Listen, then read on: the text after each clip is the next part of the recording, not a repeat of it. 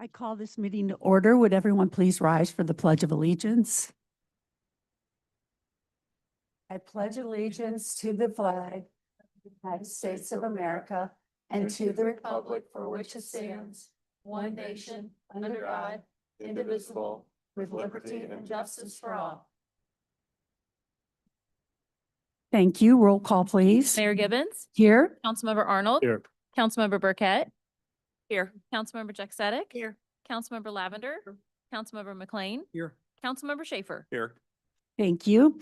Before we get started, I would like to recognize, and I did it last meeting, that our new CAO was in the audience. He's now on the dais, and I just want to welcome you as part of our team. Yes, we're glad to have you. We'll move into public comments. The public comments portion of the meeting is an opportunity for the city council to listen to comments from citizens. It is not a question and answer session, and the city council will not respond to comments or answer questions during this period. The mayor may refer any matter brought up to the city council to the chief administrative officer or city clerk if action is needed. Thank you. Do we have any comments tonight, David? Council, we have a few comments. The first is from Elizabeth Sparks Holmes.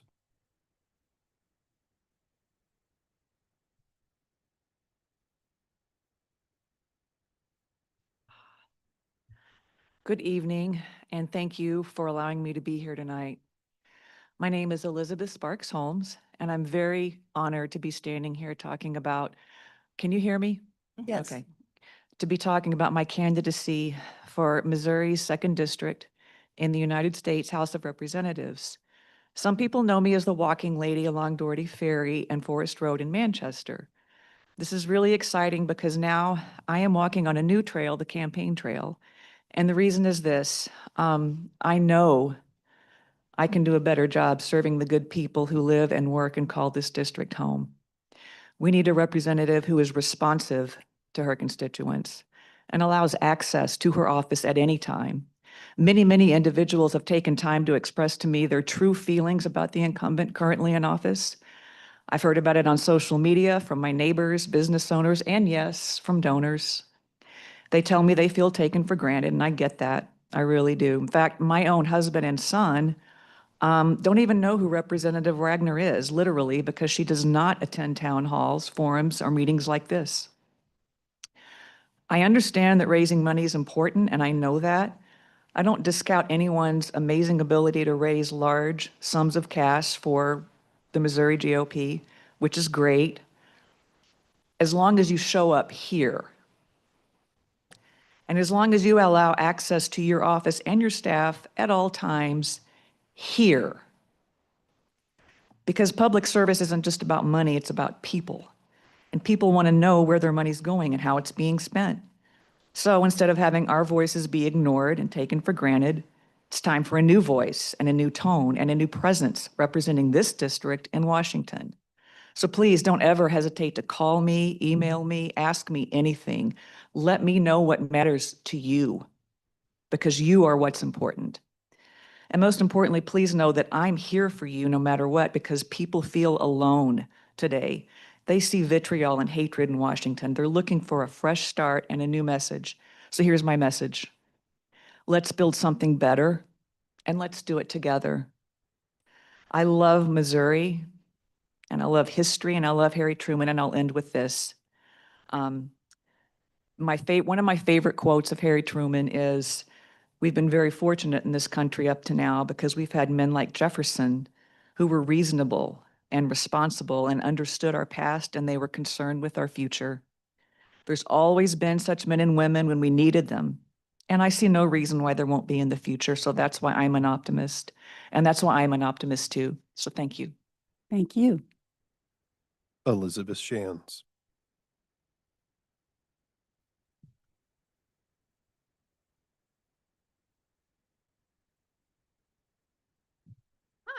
Hi. I'm here on a happy note. I am a member of the Meacham Park Neighborhood Improvement Association, and I don't know if you all got my letters, because I sent them to everybody.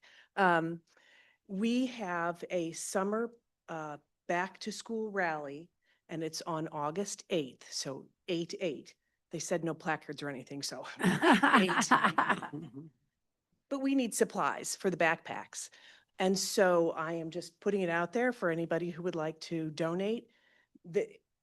I don't know where you would put the supplies if it was something for City Hall. So I know you can't answer questions.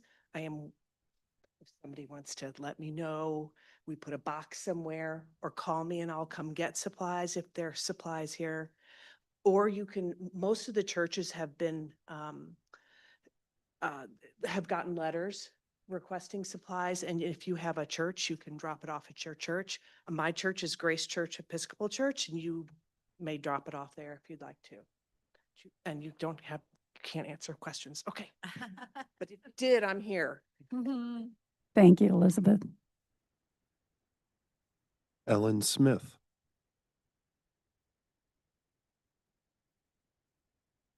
Welcome to the new folks.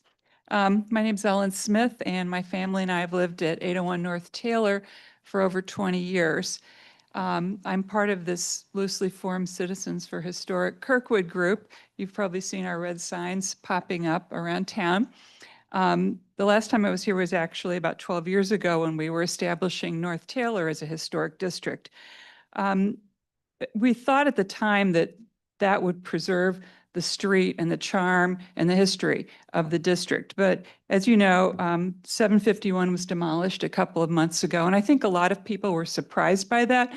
There was a lot of comment that shouldn't Kirkwood have been able to do something? Couldn't landmarks prevent this? And I heard a lot of that. And so we started this group to sort of address that. Kirkwood's desirable in part because of our historic homes. That's one of the reasons folks love moving to our community. And unfortunately, that causes increasing pressure from developers to try to monetize that charm. The loss of these homes will make the city much less desirable and also, I think importantly, less affordable for young families and older folks who want to be in our community.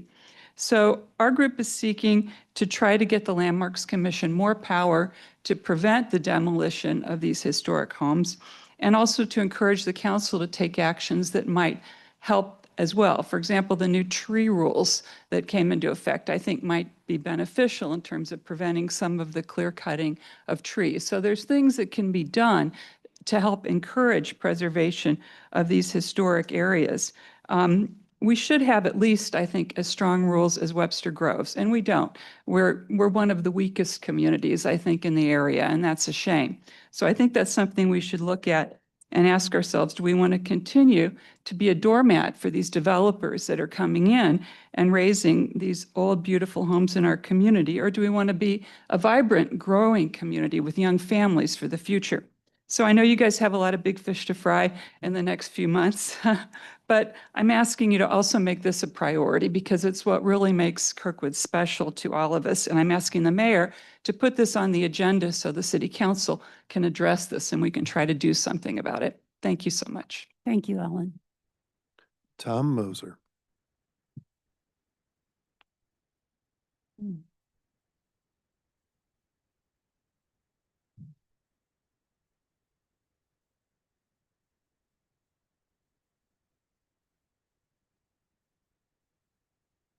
Good evening, Mayor, council members, staff. Our water department has made the news quite a bit lately. We've lost quite a few members of the water department employees, hardworking people. I've watched them work. The ones that are left need to know whether we are going to stay, keep the water department, or sell it. They deserve to know as soon as possible. We've kicked the can around.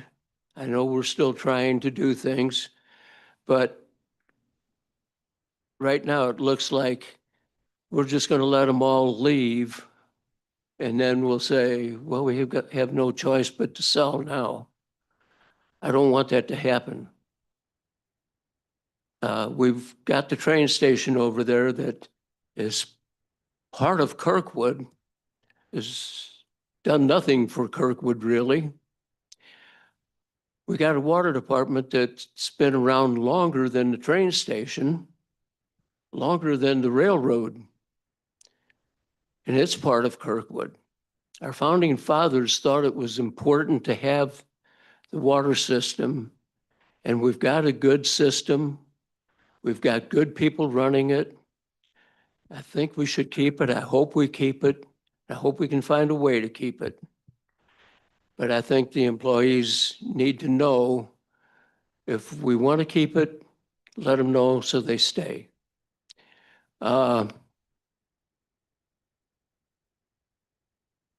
Yeah, we've only got one chance to keep it. We can sell it anytime. We can sell it next year. We can sell it 5 years. We can sell it 10 years from now. Missouri American will always want to buy it. And with water main replacement the way it is, we might get a higher price for it. Thank you very much. Thank you, Tom. Janelle Crucione. My name is Janelle Crishon, and I just recently moved to Kirkwood. And I read the article in the Post-Dispatch about the water system here. And I had a question. No one seems to know, how much did American Water offer us? How much are we going, if they offer us cash for it? How much is it going to take to improve our water system? And is this very practical? And I didn't know where to find these answers. Mayor, that how much did they actually offer to buy the system from us for? I know you can't answer that back with me right now, but I'm very interested in it because I think we right now buy water from American Water, if I'm not correct. And we have a lot of infrastructure and that is very bad and needs to be improved. And can we afford to do that? And that's all my questions. And I'd like to know where you find these answers because I am concerned because I'm a new taxpayer here and I'd like to know where my dollar is going and it's being well spent. So thank you for your time. Janelle, if you would please put your contact information with our clerk. Okay, great. Thank you. There are no additional requests for comment at this time. Thank you very much. We will move to the consent agenda. May I have a motion to accept the consent agenda? Second. Okay, great. Discussion. Yes. I apologize. I don't know the perfect timing. No, that's right. All right. I'd like to take both C and D off of the consent agenda. C and D, okay, they will be moved to the end of the Thank you, Mayor. meeting. Thank you. So we will be voting on A, B, and E in the consent agenda. Any more discussion? All those in favor say aye. Aye. Opposed, nay. It carries. And in the consent agenda, excuse me, were some appointments to some various boards and commissions, and we have a couple of the folks here that have joined us that were appointed. The first one is to the Local Housing Authority, Monica MacArthur. Monica, would you come up and just introduce yourself to the rest of the council, please? And thank you so much for serving. Hello, my name is Monica MacArthur. Thank you for having me.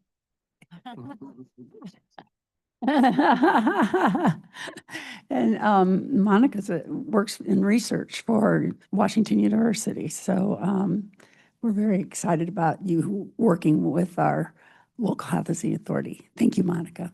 I'm very happy to serve my community. Thank you. Thank you. And then the other person that's here is Dan Hunsinger. Dan, would you come up? Dan has been appointed to the Aquatic Advisory Council.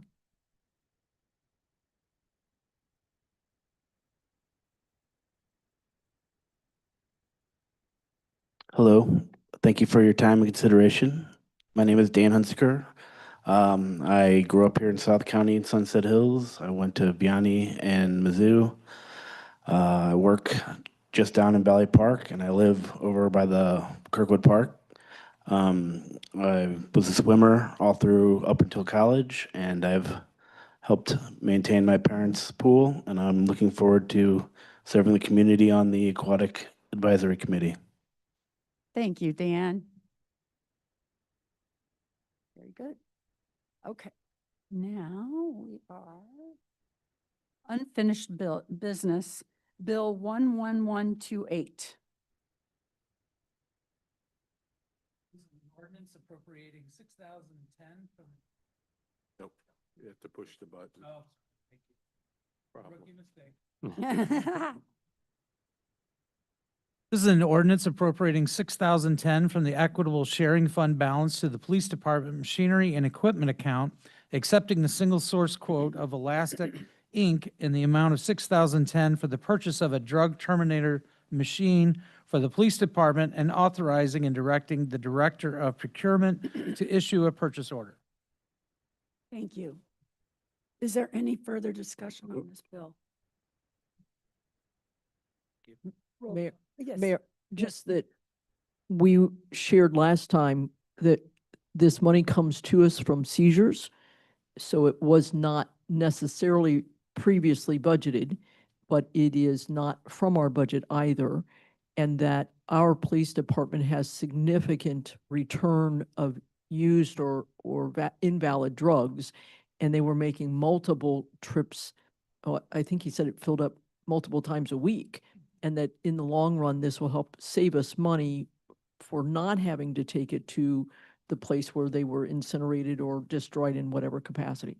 So I think this is a good purchase for the police department, and glad that we have the opportunity to do this. Thank you, Mayor. Thank you for the explanation. Anything else? Roll call, please. Mayor Gibbons? Yes. Councilmember Arnold? Yes. Councilmember Burkett? Yes. Councilmember Jack Sadek? Yes. Councilmember Lavender? Yes. Councilmember McLean? Yes. Councilmember Schaefer? Yes. Thank you. The bill carries. Bill 11129. This is an ordinance amending the Kirkwood Code of Ordinances, Chapter 14, Article 8, Section 14-396, Schedule F, speed limit designation, subsection F, 15 miles per hour. Are there any comments on this bill? Nope. Okay. Roll call, please. Mayor Gibbons? Yes. Councilmember Arnold? Yes. Councilmember Burkett? Yes. Councilmember Jack Sadek? Yes. Councilmember Lavender? Yes. Councilmember McLean? Yes. Councilmember Schaefer? Yes. Thank you. We move to new business, Bill 11130. This is an ordinance amending Article 3, offenses concerning administration of justice of Chapter 17, offenses miscellaneous of the City of Kirkwood Code of Ordinances, to add a new section 17-43 to prohibit interfering with a first responder. Thank you. May I have a motion, please? Motion. Second. Darren, would you please explain this to us, that we are following state ordinances by adding this and the next two Yes. bills? So the next three ordinances are state legislature that passed that would enable us to go ahead and do citations easier with through the City of Kirkwood.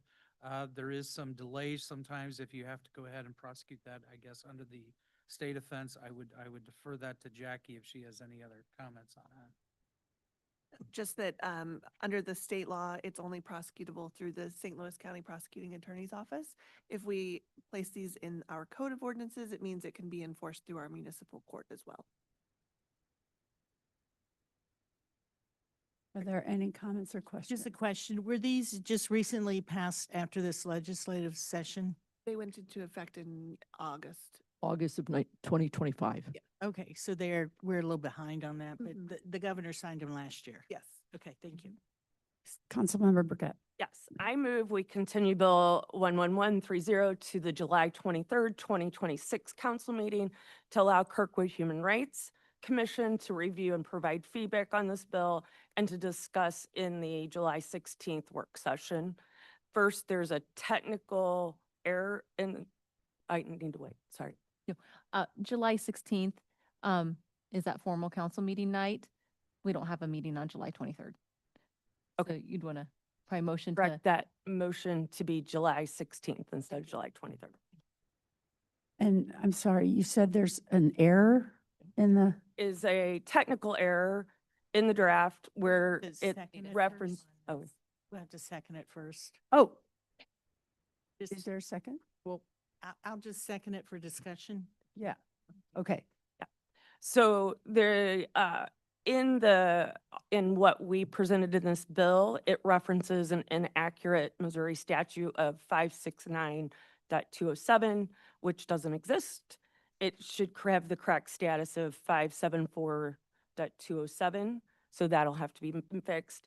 And what really has me concerned, I'd like to have some discussion, is that this language in the bill is that it has broad, what we would consider a broader with regards to serious concern. Sorry, I absolutely support the first responder minute. I just want to keep everybody safe, but I also am concerned about our citizens and making sure that if an offense to step within 20 feet of a responder for conduct that serves no legitimate purpose is far very too subjective. So what this does is it presents an opportunity where it's very subjective on who could be arrested. And even though with the First Amendment protection written into the bill, it's operationally ambiguous with the risk of chilling a citizen's right to simply observe or record a police officer's step. And it gives too much unchecked discretion to the very officers being observed, creating a risk for disparate enforcement. Okay. I just have a question for Jackie. Jackie, can that section update, is that wrong in that we can just make It that was just, adjustment? that's right. It was just a typo. So I believe the clerk was going to consider that a Scrivener's error, and So we don't have to make any action on that. Okay, correct. thank you. Yeah. Councilmember Lavender. I'm happy to push this off to a work session also.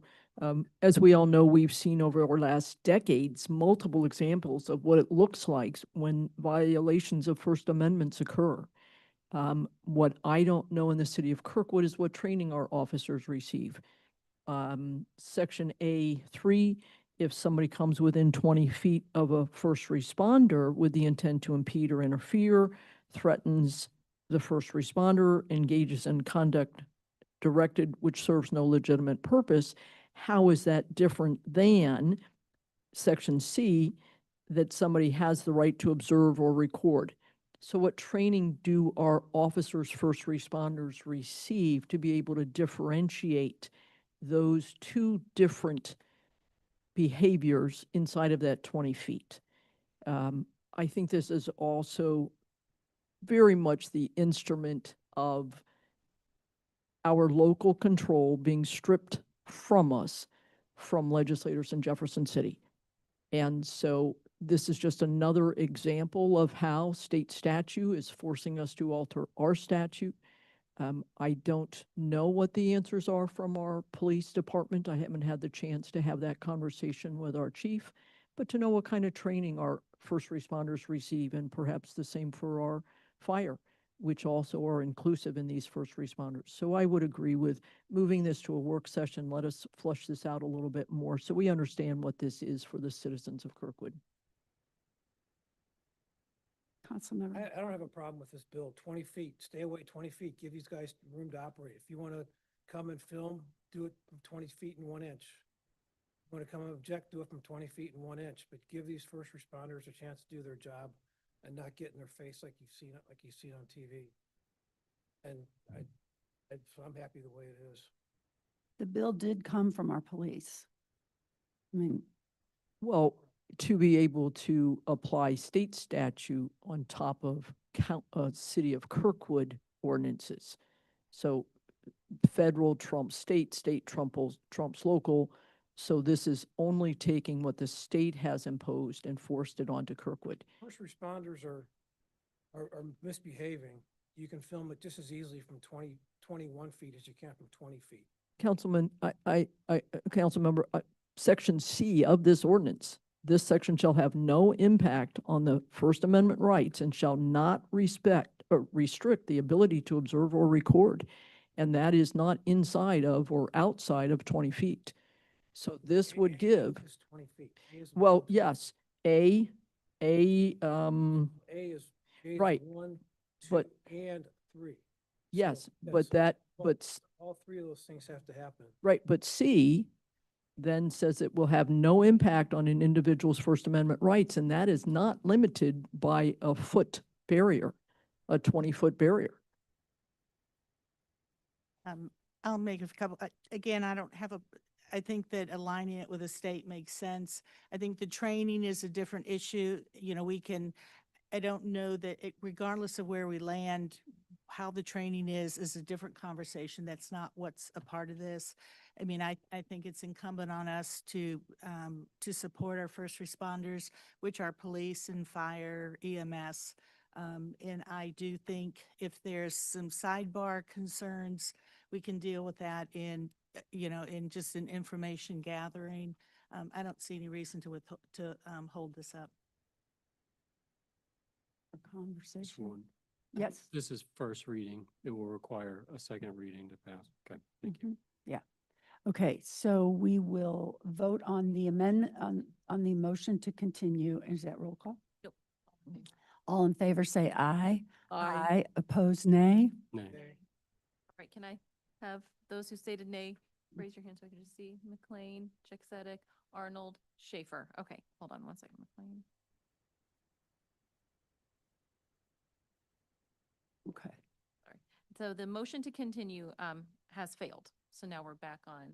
Onto the motion. Is there any more discussion on the bill? Just to state that I think it's very possible to respect and support our first responders and our citizens at the same time. Thank you. Okay.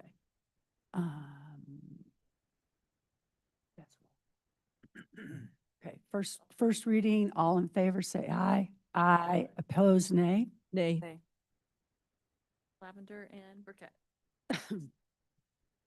Okay. First reading approval has been approved. First reading has been approved. Bill 11131. This is an ordinance amending Article 7, Offenses Concerning Motor Vehicles of Chapter 14, Motor Vehicles and Traffic of the City of Kirkwood Code of Ordinances to add a new section 14-368 to prohibit vision-reducing material applied to windshield or windows without permit. Any discussion? We'll need a motion. Motion, please. Motion. Thank you. Second. Very good. Thank you. Discussion. Councilmember Schaefer. Who oversees the permit? I guess is my question. Is that State law. state law? And so our police department has the ability to go up and figure out whether they have the right tinting or not with a particular machine that they may have? So are you talking about with respect to the permit or are you just generally speaking? Just generally. Yeah, it would be the officers that would be trained on determining whether or not they're in violation of this code. And how they're doing that, I will defer to the police chief. Unfortunately, he's not here. But there are, as I understand it, meters that can be used, for Right. example. Sometimes it's just so dark that Yeah, a it's- meter is not correct, necessarily you don't need it, required. right. That's right. Okay. You're welcome. As a pedestrian, it scares me to death when I'm at a corner and there's a car that's got this dark, and I can't tell whether they see me or not. So typically you just have to wait. Further discussion?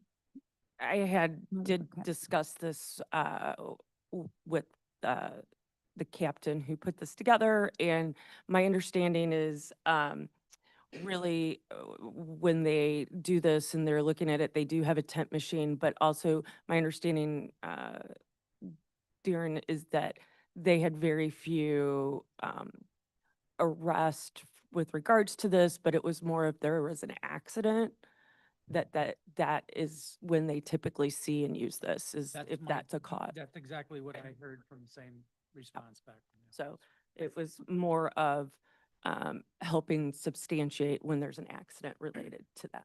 So Very good, thank you. Any further discussion? All in favor, say aye. Aye. Opposed, nay. First reading approval is passed. Bill 11132.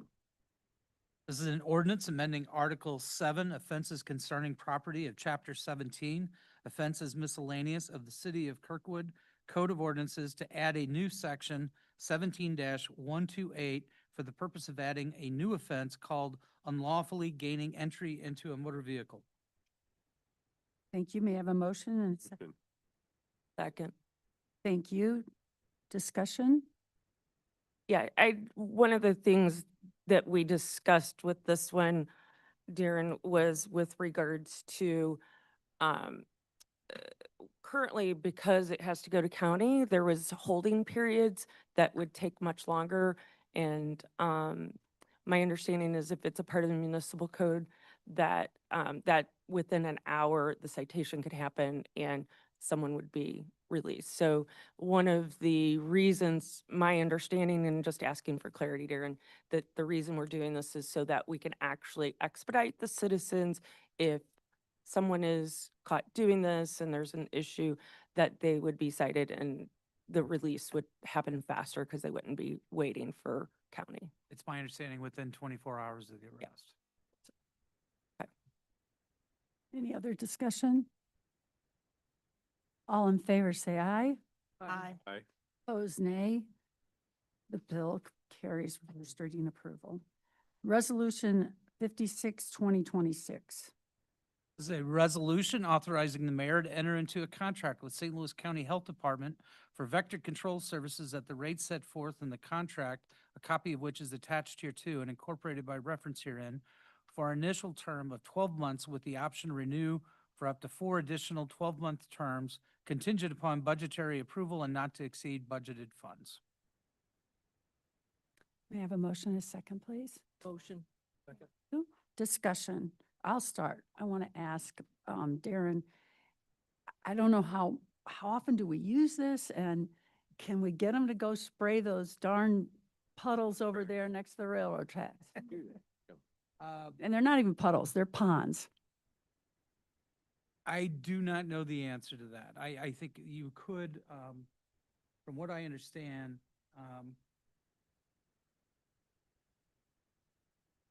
I'm not, I don't know if that you could, that's part of that. I don't think that that's the same thing. Okay. So I will, but I will. And I know we've gotten a response back from UP, and I haven't had a chance to read it yet, so maybe they'll take care of it. Okay. Any other? I have a question. Up until now, all of the resolutions that have been presented since I've been on council include the dollar value in this original paragraph, and a couple of our resolutions tonight don't. And I don't know if we have a reason why it's different than in the past. We could easily, I think, probably go ahead and incorporate that. I mean, I don't know, but I don't know what past practice. David might have Yeah. something to chime in. So, a couple of these resolutions are rate-based agreements where there are two budgetary funds, and that's, or, if it's a fixed dollar amount, but it's normally to a budgeted fund amount. So they are being able to use within their budget this contract up to those amounts. So it doesn't have a specified full contract amount. It has a per use rate. Because the original cost may be less than what's been budgeted, and we're approving them to go forth with a contract. But then does that still, so this one I think is relatively simple. The budgeted amount is 4,700, and then the cost of this, I believe, is 4,700. It could be up It's to just- 47. It's just my experience so far, it's not been long, that number is included on this first page of the resolution. So I just didn't know if there was a reason why it was different than previous ones. And if it's only part of it, I believe there's another two that are coming up tonight, waste management and water, that it is not the full amount budgeted. How does that tie into, we need to approve every $15,000?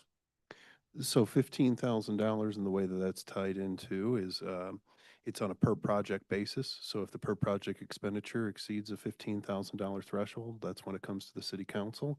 Or when the overarching contract has the potential to exceed $15,000, and then it would be within the budget amounts that's approved by the city council.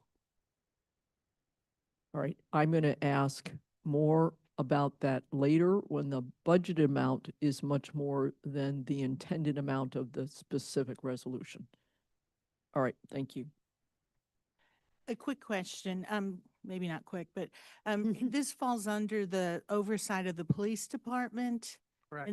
And so do they manage the contract and the access to the services and all of that?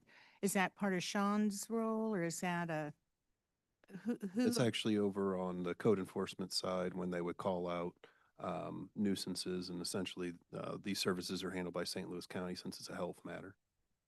And then is this out of a police account?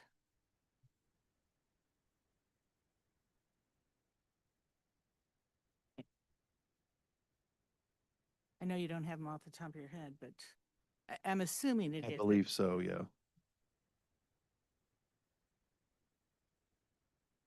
Mayor, what, if no one else?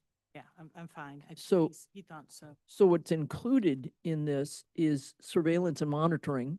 The county apparently has like 8,000 different places they monitor around the county. And that they set something out and they come back the next day and they're able to count how many mosquitoes they have at that location. And it may be done on a complaint basis. They also have a spray that I'm sure we're all familiar with, the vehicles that drive around and spray our neighborhoods, public education, and then a code enforcement, which maybe we need to turn them on to the UPS ponds. And one of the benefits of them collecting them in those traps as well is so that they can actually monitor to make sure they're not carrying any form of diseases or things along those lines, and to then further inform the health department. Any further discussion? Roll call, please. Mayor Gibbons, Yes. Councilmember Arnold, Yes. Councilmember Burkett, Yes. Councilmember Jack Sadek, Yes. Councilmember Lavender, Yes. Councilmember McLean, Yes. Councilmember Schaefer. Yes. The resolution has passed. Resolution 57, 2026. This is a resolution adopting the 2026 Kirkwood Parks and Recreation Master Plan to establish a framework for long-term planning, investment, and system-wide priorities for the city of Kirkwood Parks and Recreation System. Thank you. We are very proud of our, oh, Second for- sorry, That's motion, right. motion. Second, okay. We're so proud of our park department, and we're particularly proud of the department head. Kyle, is there any, would you like to come up and say anything about the master plan to us?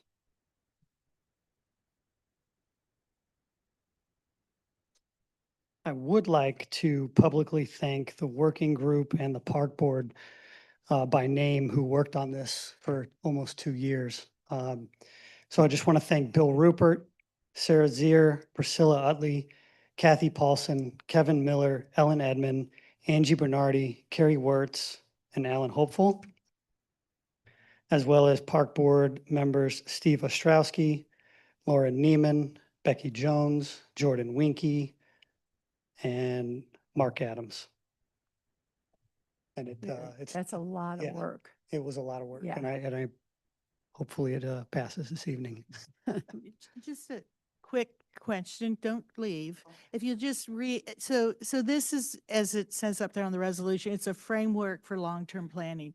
You still are doing all your other projects and work operationally day to day, but this is your planning tool, and you're not going to hit all those goals, but it does give you something to strive for.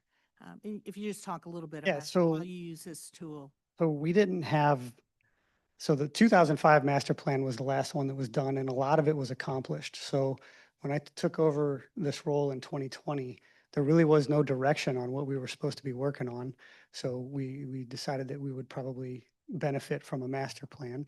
And so this allows us or gives us that guidance that we're looking for. And we're going to take this 20-year plan, and we're going to break it down into potentially 3 to 5-year chunks using a strategic plan to come up with the different things that we're going to get done. Mayor, I went to a couple of these planning, the last couple of planning minutes, the tediousness of review that the people he mentioned went through was just outstanding.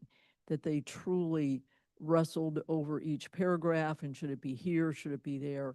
And I only saw their last 2 meetings. This was a project for 2 years. It's extraordinary the amount of work that they put into this. Great, thank you. Any additional comments? Roll call, please. Mayor Gibbons? Yes. Councilmember Arnold? Yes. Councilmember Burkett? Yes. Councilmember Jack Sadek? Yes. Councilmember Lavender? Yes. Councilmember McLean? Yes. Councilmember Schaefer? Yes. The resolution has passed, Kyle. Resolution 58, 2026. This is a resolution accepting the bid of Laird's Contracting in the amount not to exceed $71,389.57, which includes a 10% contingency in the amount of $6,490 for the East Jefferson Parking Lot project, and authorizing and directing the mayor to enter into a contract. May I have a motion and a second, please? Motion. Thank you.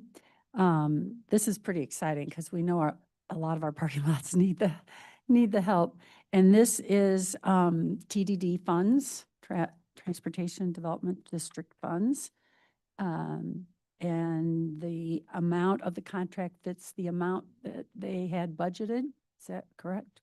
Okay, all right. Any other? And this is coming from the special business district portion of the funds, correct? Correct. Yeah. Councilmember Burkett? Can we talk about how we chose this parking lot over others, and why was this one chosen? Anyone want to? I think Chris could Chris, probably you want answer to that. for just remind us of why that one was the one? So as you're aware, we've got 2 parking lots on Jefferson, one on East Jefferson, one on West Jefferson. This East Jefferson parking lot is, in my opinion, far worse shape than the West Jefferson parking lot. There's significant spider cracking throughout the entire parking lot. The West Jefferson parking lot, we actually replaced a portion of it, milled and overlaid a portion of it about 2 years ago. And recently, as this early or late winter, we did some mill and overlay areas with the street department. So that's why this one needs a full mill and overlay for the East Jefferson parking lot. Thank you. Additional comments or questions? Councilmember Schaefer? Good job on the 5 bids. Thank you. Okay. Roll call, please. Mayor Gibbons? Yes. Councilmember Arnold? Yes. Councilmember Burkett? Yes. Councilmember Jack Sadek? Yes. Councilmember Lavender? Yes. Councilmember McLean? Yes. Councilmember Schaefer? Yes. Resolution 58, 2026 passes. Resolution 59, 2026. This is a resolution accepting the bid of St. Louis Composting, Inc. at the rates provided in the memo, a copy of which is attached hereto and incorporated by reference herein, for yard waste disposal for the sanitation division for an initial term of 12 months with the option to renew for up to 4 additional 12-month terms, contingent upon budgetary approval and not to exceed budgeted funds, and authorizing and directing the mayor to enter into a contract. Thank you. May I have a motion, please? Motion. Second. Thank you. Any comments on this resolution? Councilmember Lavender? Mayor, thank you. This goes back to what I started to have a conversation with. There's no dollar amount in the front page of this resolution. And I believe I understood most of what David told me before, but this is where the total amount budgeted is $420,000. I believe the amount for this right now is $65,000. But in the first paragraph that we just read, it says, and not to exceed budgeted funds. So for me, we're approving $65,000 today, but that the rest of the 420 could be spent without needing to come back to us for approval again. Is that correct? That is correct. And was this not, and I might need to go to remedial training, but is this not part of what we wanted to make sure wasn't happening with us spending money that hadn't been authorized to spend, that we approve contracts of $15,000 and more? So also in this account number, which has the $420,000, is our trash bill. And so between trash and yard waste makes up the $420,000. Okay, so the most, and I understand we pay based off of tonnage that we don't know until it's picked up, right? You don't know how much tonnage, Specifically, this one's for yard waste and we right, go the by tonnage cubic yard. of yard waste. Mhm. Yes, so we don't know how much yard waste there is until we pick it up and actually take it and have it weighed. It's technically by the cubic yard for Pardon yard me, waste, cubic but yard. yes, Okay, thank you. yes. So how do I know not to exceed budgeted funds? Is that 65,000 or is that 420,000? So it is 420, but I've got a trash contract that also takes from that $420,000. Understand that. So how much do I know you're going to spend on yard waste? If this doesn't ever come back to me again, up to, well, I understand you're balancing So two it would be things. between the former council authorized the trash, the trash contract not to exceed that. So I can't exceed the budget between those two contracts between $420,000. So with approving this without any number on the front page, pardon me, suddenly got loud, without having a number on the front page of this resolution, I just will know that your budgeted amount between compost and your sanitation is a total of 420,000, and you will manage that as you need to go along. If you get where you need any more than $420,000 by February, you're going to come back and say, hey, I need $10,000 more. Then yes, that's correct. All right. Mhm. I still am not quite sure why the 60, well, maybe I am, So because we don't 65 know. is an estimated Right. amount based Okay. on our 5-year usage. Okay. All right. Thank you. I do understand between both of what you just shared. All right. Thank you, Mayor. Sure. Councilmember McLean. I'm gonna follow up on that. Yeah, 65,000 is a 5-year estimate.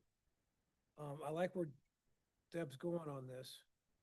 I'm gonna propose an amendment that we authorize an amount not to exceed $80,000, pick a number, for this particular yard waste. And then that way, if it's above the number, I'll say 85,000, that gives you 20%. Then you have to come back in front of us and explain it to us. Is that a reasonable amount, an extra $20,000 in this case? I don't want to make it so all of a sudden. Yes, looking at our yearly average over the last 5 years, it's not exceeded 8,500 cubic yards. So it's $10 per cubic yard. So I would be comfortable with the 85. Did I make an amendment? I make a motion that we amend resolution not to exceed $85,000. I'll second that. Can I make a request that you do that on an annual basis, since this is a every year contract? Up to Yes. 5 years. Absolutely. All right. Because Okay, we have an amendment and a second. Yeah. So discussion. So your 65 that you have on here is your 5-year total, No, my 65,000 annual cost. your annual total. Okay, but it's an annual renewal automatically. And again, we've had conversations about the contract you know, at some point, do we keep looking at these differently? But no matter what happens over the 5 years, you're going to be putting that in your budget. So you've got a line item that includes your sanitation pickup and your yard waste. And at any point, right now, you're anticipating 65,000.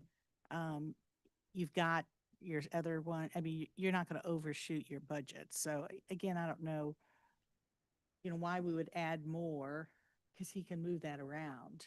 I'm not quite sure, unless you feel like you need to go to 85,000. It's just accounting for if we have a large year of yard waste that I don't have to come back, some type of buffer. Because it's an average, so, and it's an estimate, so it could be above. So I could have some years that go above the 65,000 or even below it. But if we tie up your 420,000, now we're going to take 85,000 instead of 65, and then you have an overage on your trash, then you're going to have to come back to us and ask to rebalance in there. So, depending on how much push you already have in there, I don't want to put him in managing the department that all of a sudden he's taken money out that he anticipates for trash and then ties it up with this and then has to come back and readjust. I mean, is that going to be a harder management position to put you in? He still has a 420, it's just Yeah, but he's already allocated what he thinks, 65. what the rest of the 420 is. That he's already spent, he's budgeting to spend that rest of it.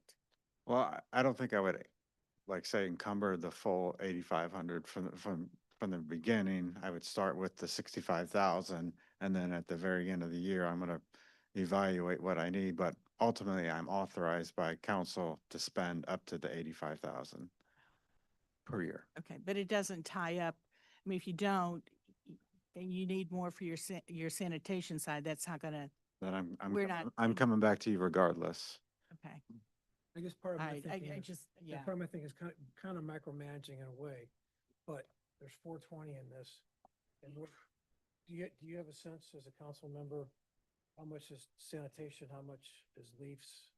And this kind of helps us, I think, going forward. Right, but I also think it's a bigger discussion for us to have. It gets into the line item budgeting. And again, he's got his total number in that, and we don't really know all of the things that he charges to that. And so, I mean, yes, I agree, but I don't know that now's the time for us to start learning this steep learning curve by tying up what he feels most comfortable. I mean, you're being very nice to say we could go ahead and do it, but again, I'd like to know how, because we have a line item issue, understanding, but then within that line item, you have several things that you put in there, like sanitation and yard waste. And so, it might be, to me, just a little cumbersome until we all have a better handle on it. But I could go either way. I mean, if Chris is okay with it, that's fine, but I don't want to make it harder for him. Okay. I think this may be where Deb and where Mark were trying to go, but what I don't understand is why, if we're approving a contract and you come and say the cost of that contract, $65,000 on the paperwork you sent to us, why that isn't what we're approving. Like, I'm struggling to understand that. And I believe that Councilman McLean was trying to say, are we approving a contract that's tied to the budget line item so that we can say they're tied together, and that we are saying that contract was tied to this amount we approved versus we're just approving a contract and not the amount necessarily. I think that's where the sticky wicket is. So the original request is to approve a contract at the rates provided. So it's not the total ceiling of the contract. It's just the rate at which it is provided, which is $10 a cubic yard. That's what we're asking. Lavender? Okay, so it is a contract, no, this is a resolution to approve a contract without a specific amount attached to it. Well, And then- not to exceed budgeted funds Correct. is the ceiling. And then to go back to something you said earlier, previously you had approved the sanitation contract. So is your sanitation, you've got 420,000 overall, this is 65,000, so is your sanitation about 355,000? Is that part of how you divided that? Is Councilmember Giuseppe right that you have other things that come out of that same $420,000 on that line? Is only yard waste It's these and two. trash. So, and so inside of that, Councilman McLean, I'm not sure we need to limit the 80. We just need to make sure it doesn't exceed that 420 and know that there are two contracts out of the same line. I don't disagree, but part of it gets back to Yes, how much fluff is in these accounts. And that's something that I think we've struggled with. good point. Wow, and I'm not putting anything out there. Just we as a I understand. council, and we all know how tough times are right now in Kirkwood. Not as bad as maybe you see on the front page of the paper, but unless you're, was it Ferguson? Yeah. The front page today, thankfully, in other municipalities. And so if we're looking for places where we could cut next year, well, this year if we're only spending, if we end up spending 70,000 on this and on this and sanitation's only 300, then maybe there's room for a $20,000 cut next year. That's kind of my 30,000 foot thinking on it. And again, this is a conversation we've had a lot over the last year, but I do think if we just stay with the line item and we get actual numbers to date, we'll know against this. Again, I don't want to tie up his process now, but it goes to having trued up numbers financially year to year, and then whether or not we go into the nuance of what all's in that line item. I'd just like to shore up knowledge around the line items and still make sure we know what actual's happening, and then the department heads can kind of work within those parameters, but. Mhm. I can rescind my motion. Well, when we go through, if that might be one of the line items that we look at Right. at the end of the budget, I don't know. I think it's a good amendment. So, okay, are there any, Just rescind. oh, wait, what are you doing, Mark? He's rescinding something. I'm rescinding my. Withdrawing my. Motion. Okay. Right. All right, any other comments? Okay, roll call, please. Mayor Gibbons? Yes. Councilmember Arnold? Yes. Councilmember Burkett? Yes. Councilmember Jack Sadek? Yes. Councilmember Lavender? Yes. Councilmember McLean? Yes. Councilmember Schaefer? Yes. The resolution passes. Resolution 60, 2026. It's a resolution accepting the proposal of JL Contracting at the rates provided in the line item pricing and labor rates sheets, a copy of which is attached here too and incorporated by reference herein, for on-call water system services for the Water Division for an initial term of 12 months with the option to renew for up to 4 additional 12-month terms, contingent upon budgetary approval and not to exceed budgeted funds, and authorizing and directing the mayor to enter into a contract. May I have a motion, please? Motion. Second. Thank you. I have a couple questions about this. This is an company that we've used for a few years, or how does that?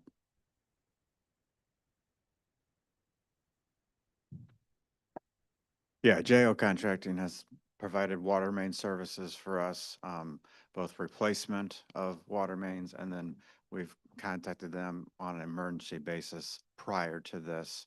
And then, so they're very qualified to do the work. And They've so, always been on contract with us, pretty much. well, this is our first time to have an on-call contract for the water department.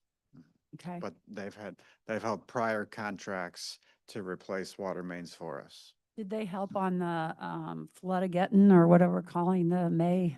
The May 8th event, May yes, 8th they event? definitely They helped were with one of the, everything. I think we had 3 contractors that helped us, our water department, with that, correct? Okay. Councilmember Lavender? Thank you, Mayor. What brings about the need for an on-call contract? Why are we doing that, for this first year? First Yeah, time. so, number one is that we're low of employees, Yep. and staff. And so this is a way to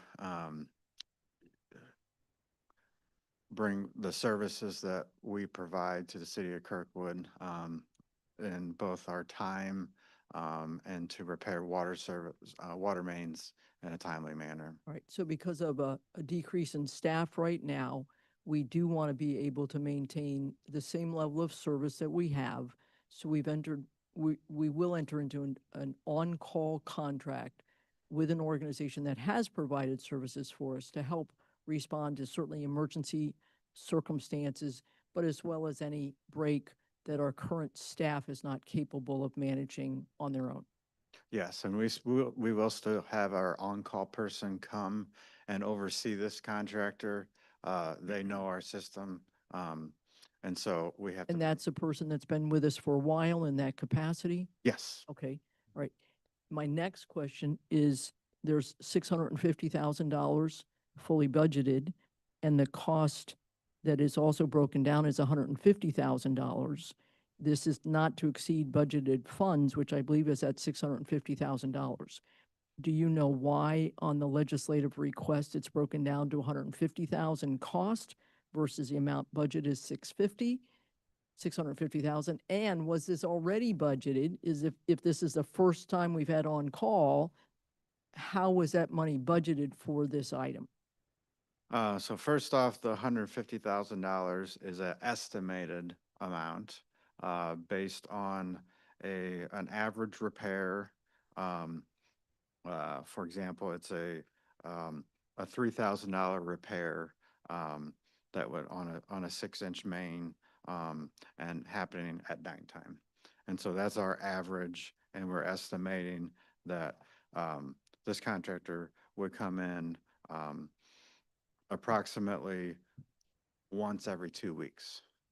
And it depends on, how many breaks we have. And so so that's where the $150,000 comes in. Now, there's a total amount in the line item of $650,000. Additionally, in this line item, there is other funds that includes restoration for the streets, water utility locating services, and our meter reading services. So there are a total of 5 different things that encompass that come out of this account. So then the challenge, if we think about yard waste and sanitation for $420,000, is you are still juggling those 5 different categories out of that $650,000, of which you anticipate on-call water to be $150,000 of that. This one concerns me slightly more. If we go back to Councilmember McLean, the concern of budgeting and appropriate amount, it occurs to me that this one might be able to surpass that $650,000 relatively easily, or more easily than the sanitation situation. Am I just being? It very well can be, Yeah. but the estimate and the budget that I've put together is that it will not on an average year for the water department. Okay. I would like to see some type of cautionary measure if $150,000 is spent for on-call water, that we're aware of that before we go into the $650,000 for the other 4 items on this. And I don't know what you might think, Mayor, or if that's really something. I'm looking at, Yes, Chief Administrator might. yeah. Yeah. If Yeah. you wanted to cap that on there, I mean, just like we had discussed in the previous one, you could certainly go ahead and do that. And then that way, if he does get close to over the 150 or he's getting close, he can come back to you. Now, hopefully it depends on, we all just don't know how many water main breaks we're going to have in a year. So Right. I understand Right. his need to estimate. Right. Yeah, Agreed. yeah. And not every water main break, we're going to give it to JL. So we're going to do most of them in-house. This is just a on-call when necessary. Darren, couldn't you just direct Chris to report to you on a regular basis where he is on water mains? I mean, I would think that's something we need to stay on top of Absolutely. anyway, rather than. Yeah. Okay. And as long as there's some type of report, it just occurs to me that that's one of a topic. I mean, we talk about water Mageddon, that could eat up this budgeted amount fairly easily. Mm-hmm. Okay. Good, thank you. Okay, I yes, have a- Councilmember Burkett? Oh, me? Oh.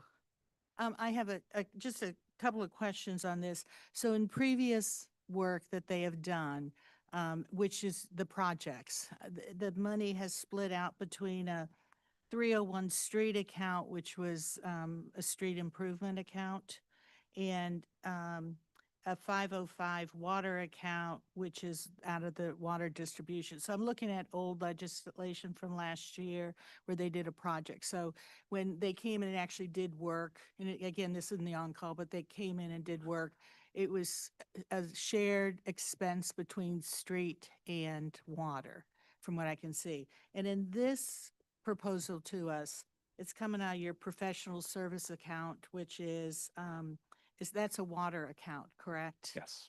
And then do you anticipate that the actual work that they may have to do is going to come out of now this professional service account and not a separate street charge and a separate water charge? This account's going to absorb the cost of any of their work? Yes, it would all be in this. That, the prior project was a very specific project on a specific street in Kirkwood. Right. So now it just come out of your professional services account. Is that an engineering account? It's It's a water account. It's a water account. Okay. All right. Councilmember Burkett? Chris, what makes it possible for this company to be able to provide us 24/7 support? Have they the resources and the people available and to do that?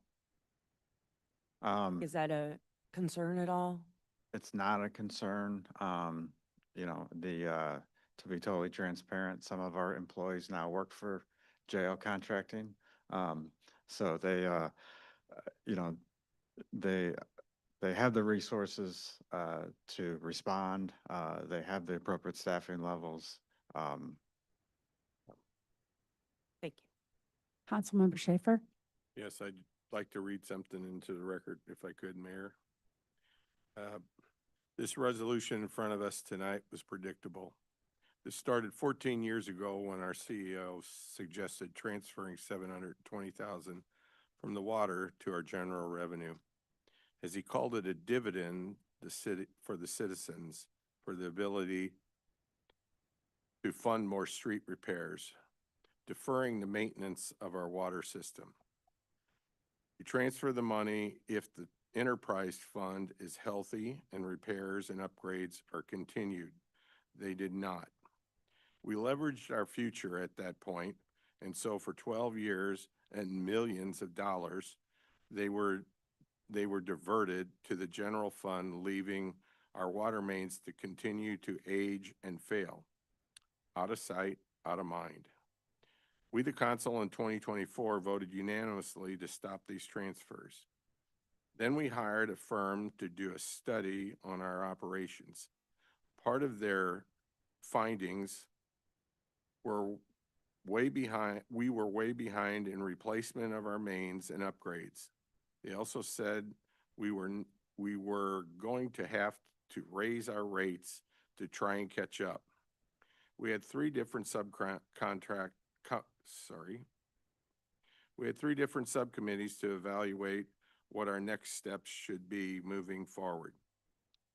Since our last subcommittee concluded, we have lost 9 water department employees. Many were our key employees who knew our operations daily and our emergency calls. Many leaving their families for their life events just to maintain our systems in bad weather and when needed. Thank you, if you're listening. Which brings me back to the resolution this evening. And now we have to hire an outside contractor who I like, just want you to know that we're no dig, who hired our guys for stable work, for a stable work environment, for our weekends, after hours, and emergency situations, because we lost our crews. Again, this was a predictable outcome when we didn't finish the job we started. Thank you for your time. Any further discussion? I just want to follow up a little bit. Thank you, Mr. Schaefer, for that statement. And as far as, just kind of the tag team off of it, the what about water discussion really has been going on for many years. And it's been off and on through our Citizen Finance Committee, through budget meetings, through discussion, with consultants. We've had a lot of information over the years. And then as we, a couple years ago, or just recently, I think, had an opportunity to really begin to look at that, we kind of went sideways because now we have a what about electric discussion. So we've been facing some really challenges, and we still have to answer both of those questions. When we're going to get to those, I know it's in the works. And I hope that we can talk both about what about water and what about electric and come up with a plan that we either agree to or not. But I'm hopeful that we will. But looking at this, regardless of where we are in our challenge world, I do have a strong sense that our residents and businesses will continue to turn the lights on in Kirkwood, and they'll continue to get Missouri American water through the Kirkwood pipes. And hopefully we'll have a chance to answer some pretty critical questions going forward. Thank you. Councilmember Arnold? This whole water thing has exhausted me. I know it exhausted everybody, but this council, I think, has made a decision a few months ago to go forward with existing water, and give Chris and his water department, and now Darren and his whole team, the ability to correct the infrastructure, fix the infrastructure, and do what they need to do in the short term to hopefully get more staff and to keep the water department at the same standard it is. And why there's still discussions about what are we going to do with it, I'm not sure, because I think we agreed on the short term that we agreed that here's what we're going to do. We raised the rates. Water department is doing their 0.8 or 0.9% infrastructure improvements this year. Hopefully we get up to speed for next year. I think it's in the works to do close to 1.5%, if not 1.5%. That was all proposed. That was in the rates that Chris did. So I think we're on the path to seeing what we can do, and not on any other path. And I just want to put all this behind us and move forward. Thank you. Councilmember Arnold? Excuse me, I'll be brief. I appreciate Councilmember Schaefer's comments, who was on the subcommittee. This resolution, I think, is a tough one because we really don't have a choice. We don't have the employees to keep up with it at the time, so we have to vote for it. Otherwise, we won't have a system that our residents need. And so, but I do think that this cannot be the last of this discussion. I wish the subcommittee would have fulfilled its original charge. I would like to revisit that because I don't think that the future of the water department has been settled when we're currently this year going to replace pipes at a 0.89% rate. That continues to put us behind. And so I'll vote for the resolution tonight because I know that our infrastructure has to have it going forward, but I don't think that this conversation has been settled, and I would like to have all of our options on the table because our financial position does not give us the luxury to only consider a couple options with tunnel vision. Councilmember McLean? The 0.89%, Councilman Arnold, it's not, everything's not shovel ready. And so it takes some time to build up. Yeah. And so that's why it's only 0.8 or 0.9% in the first year. Second year, it's closer to 1.5, and then after that, it's going to be the 1.5, and that's the reason why it's only 0.89. Right, and I'm looking forward to that discussion because I followed the water subcommittee closely, and the proposal given by city staff would not have us have lower rates until fiscal year 2037. And so I'm looking forward to this council having that full discussion.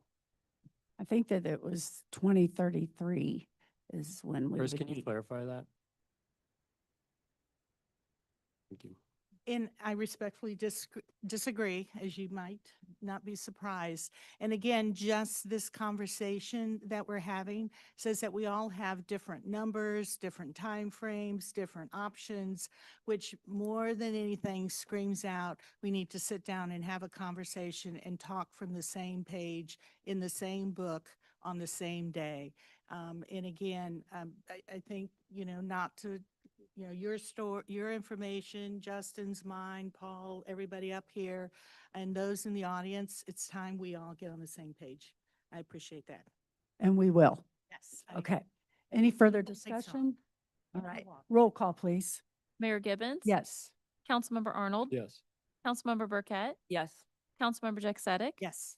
Councilmember Lavender? Yes. Councilmember McLean? Yes. Councilmember Schaefer? Yes. The resolution passes. Now we move to the consent agenda items. Oh my gosh. Resolution 54.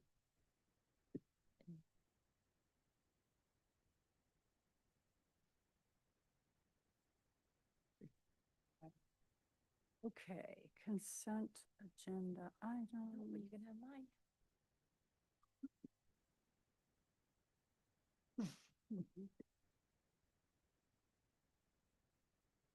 54. Yeah, okay, sorry. Resolution 54, 2026. Thank you. Resolution accepting the bid of Concourse Tech, Inc. in the amount of $17,219.75 for renewal of the Delinea software for the MIS department and authorizing and directing the Director of Procurement to issue a purchase order. May I have a motion, please? Motion. Second. Thank you. So typically with something like this, with the MIS, goes on the consent agenda, but Councilmember Lavender wanted to pull that. Thank you. My purpose in pulling this out is we have a threshold of $15,000 for bids that need to come to the council, and I just wanted us to be able to have a quick conversation about it. It is $17,000. My email to Kevin Camp today, who's our, I believe our IT specialist, allows us to log into servers without entering actual server passwords. We can restrict who on our department or others who log on. So it totally sounds like a security measure that we're putting in place. And I think this is for 1 year for that. I understand. And so I just wanted to raise the awareness that Kirkwood is taking security measures in a day of IT cyber attacks and various things like that. For Councilman Schaefer, he'll be thrilled. We got 9 bids, 10 bids, 11 bids, he's counting. So that was just my purpose of pulling Great. this one off. Thank you, Mayor. Thank you. Any other questions, comments? Yes. She stole my thunder, so there you are. So Okay. Kevin did a great job and got 11 different bids, so there we are. You. All right, roll call, please. Mayor Gibbons? Yes. Councilmember Arnold? Yes. Councilmember Burkett? Yes.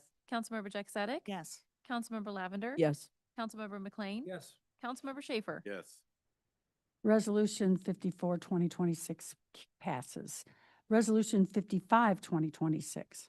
A resolution amending and readopting the City of Kirkwood city fee schedules pertaining to the Recreation Department.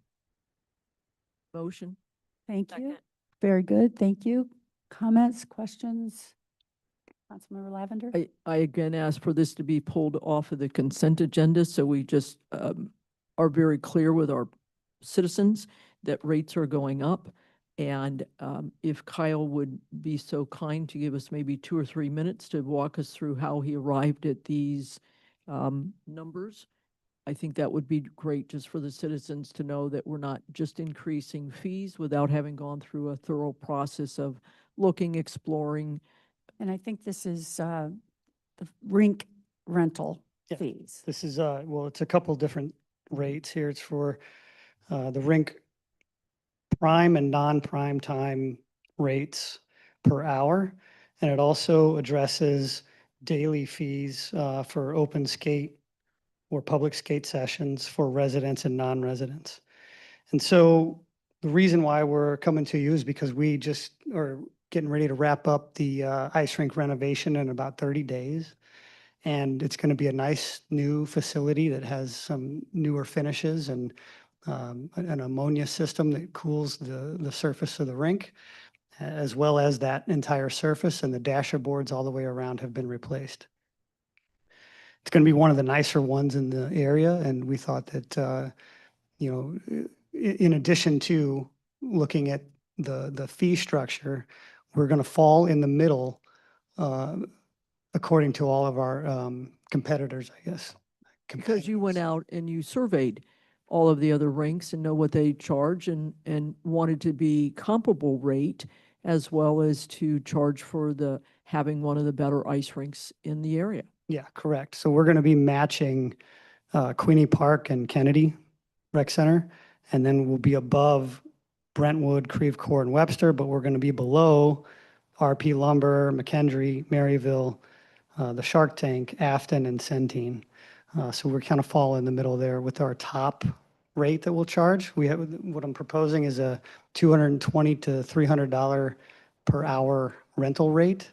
And that gives us the ability to go from 220 to 300, depending on the time of day or the demand that we have for a particular rental. And then the resident rate is going up $1 from $5 to $6. And the non-resident rate is going up $1 from $6 to $7 for the public skate session. And all of this combined is because we are seeing an increase in electric and water, which we use at the ice rink quite a bit, gas, equipment costs, facility maintenance, and minimum wage increases. Right. Thank you. I appreciate all of the work that you did to put this together, and I'm just enjoyed having the opportunity to have 2-minute conversation for citizens to know what's going on at the ice rink. You're welcome. Thank you. Thank you, Mayor. Councilmember Burkett. Thanks, Mayor. I just also, for anybody who looked at the packet, if you were wondering, while there's pages and pages of the fees that are there, it's just because that's the way we had to present it, that the only thing changing is the ice rink fees. And it took me a moment to figure that out myself, so it's probably good that we just bring that to everybody's attention, that if you're looking at that, there wasn't really anything else that changed in there, just that section. Yeah, thank you. Very helpful. And if I just may chime in just for educational purposes for new council and the public, I think back in 2018, early on, 2017, we worked on updating our full code of ordinances. And at the time, we used to have all different fees located throughout the code.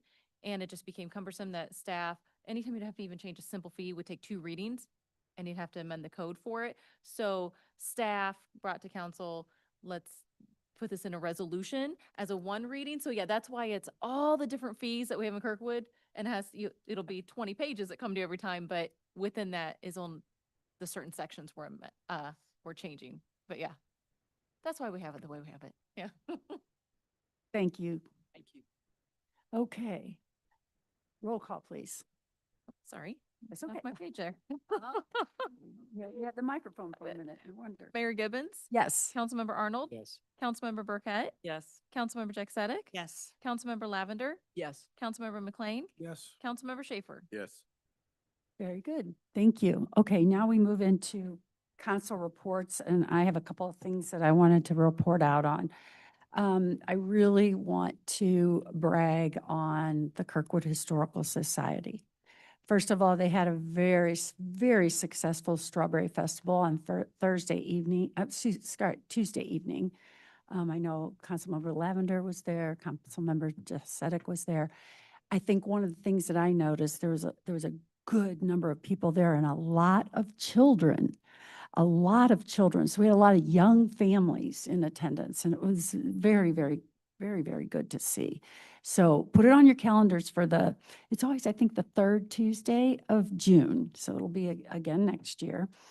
And then this week on also on Tuesday. PBS was at Spencer's Grill with a gentleman by the name of Peter Greenberg. He is doing a film on Route 66, and they're going all across the country, coming from west to east. So they stopped in Kirkwood, and the producer was in contact with Carrie Paskey at our special business district. And he said he was having trouble getting any information from the St. Louis Historical Society about trains. And she had copied me in on it, so I copied Deb Hill Jablonski, the president of the Historical Society, and she wrote back to him, Brian, the Kirkwood Historical Society, an all-volunteer nonprofit, has documented and preserved Kirkwood history since 1961. Most of the 21,000 items are digitized. Recently, we were the recipient of a Library Science and Technology Act grant that specifically asked for the westward movement of trains. The grant required that all images and metadata be posted to the Missouri Digital Heritage website. And she gave him the website, the link to Journeys into Kirkwood History -trains, and which is exactly what he was looking for. So our Kirkwood Historical Society provided this for PBS, and I think we should all be really proud. And I want to encourage everyone to please join the Kirkwood Historical Society. Okay, moving on to a different but similar topic, Amtrak. It is that time of year where we have to start, oh shoot, do I have? Yes. We have to start thinking about our Amtrak amount of money that's going to be asked of the legislature for next year. And the word is coming out that the state's not going to have much money, and they're looking at maybe cutting Amtrak once again. So in 2020, the state only provided enough funding for one train per day for half a year. And we may end up in that situation again. So I'm starting to go out and work. I've got a meeting with one of the legislators that'll be the incoming Speaker of the House on Monday to start giving him, and I just want you all to hear some of this information. 2025 marked the 5th straight year of ridership increases and was the highest ridership since 2013. The first 5 months of 2026 marked the strongest ever ridership start to the year. May of 2026 set a record for ridership in that month. March of 2026 increased 13.4%. April 2026 increased 21%, and May increased 21%. The Missouri River Runner ridership growth has outpaced all other Midwest routes. The service is currently experiencing a 10% year-over-year increase. So more and more people are getting on at our Kirkwood train station, and we are now the second busiest station on the Missouri River Runner route. I think we should all be very proud of that. People want to come to Kirkwood, and they want to visit our restaurants and shops and what have you. So if you know any legislators, start talking up how important it is for us to have 2 round-trip trains every day.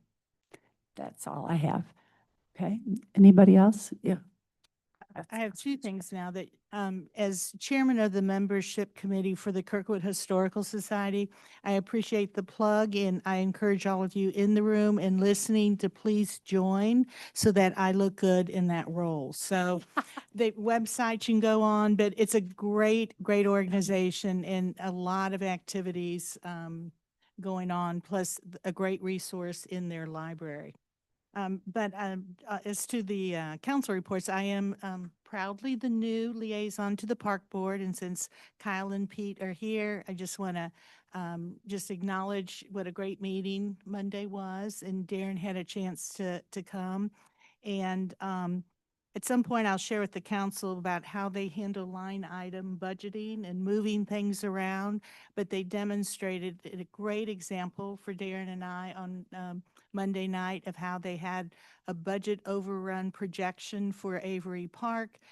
Pete went through how he looked at other line items and where they could make some changes in some of what they anticipated originally, moved it around, presented it to the board, and the board passed it. So again, it was a great example of how you can, as the leadership in these departments, can work within their budget, but then report back out in ways that made great sense.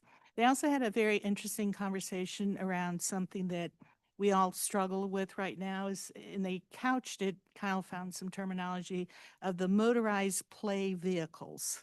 And so they're getting more and more growing concerns in the parks. And the name motorized play vehicles kind of differentiated from medical. So they discussed their challenges and are forming, and asked a little bit about what the city's doing. So recognizing that within the parks and across the city, there are definitely challenges. They are, I think, formed a small subcommittee, and they're going to begin to really try to address that. And we hope that we can do something citywide.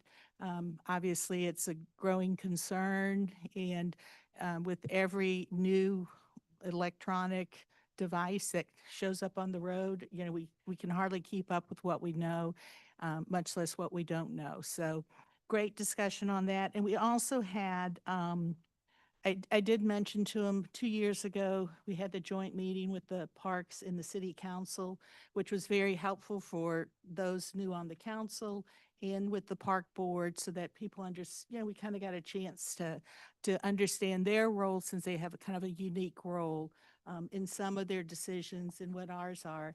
And I was just going to mention to you at some point when we have some time on our agendas, and they do too, it would be nice to have the park board join us for another joint meeting. Very good. Thank you. Councilmember Burkett. Yeah. If you are at the farmer's market on Saturday, stop by and say hi to the Human Rights Commission. They'll be there. And then our police department, they are starting their hot dog days, June 26th from 11 to 1. And if you have not been and you have young families, I encourage you to come out and attend the hot dog days. It's a great way to meet our police officers, and the chief and the captains are all there.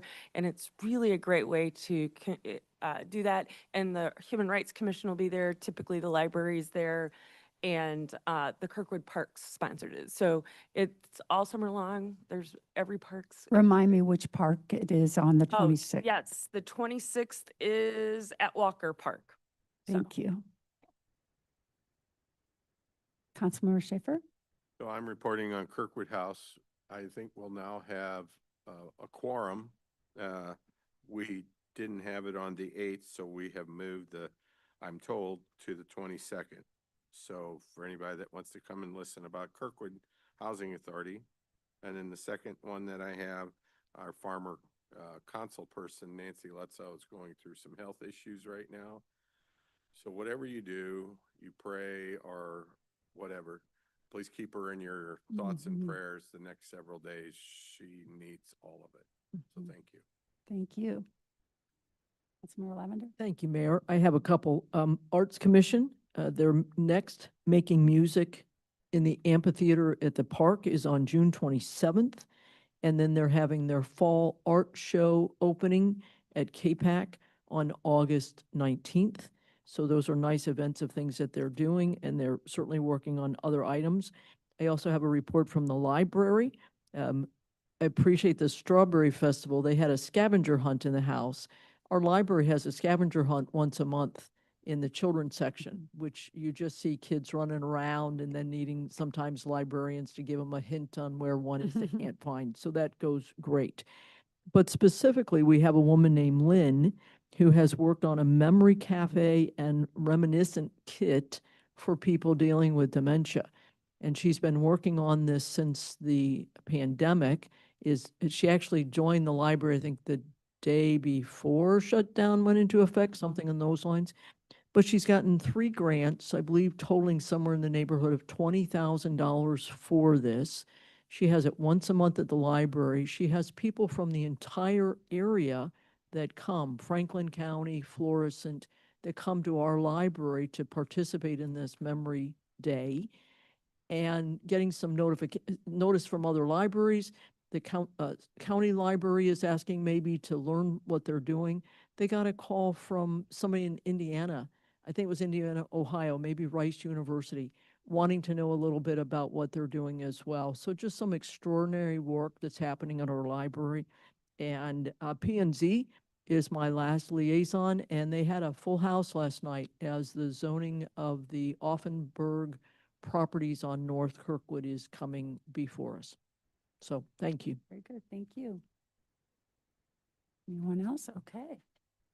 Chief Administrative Officer report, anything to report out? It's been a busy 2 weeks.